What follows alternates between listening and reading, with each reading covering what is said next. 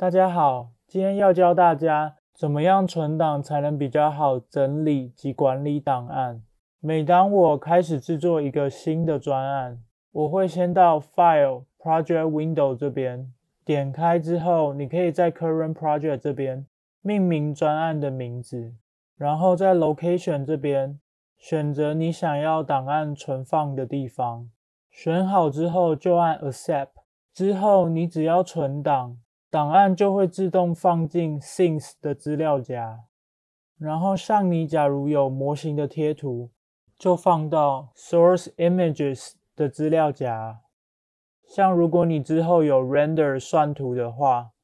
它会自动放到 Images 这个资料夹。像我是 Animator， 所以我会把我的参考动作影片放到 Movies 这个资料夹里。每个不同种类的物件，它们都有各自的资料夹去放，但是就是在同一个专案里面，这样子管理起来就会比较方便，也比较好整理档案。还有命名也很重要哦，档案记得要好好管理，这样子之后需要找档案才会比较好找哦。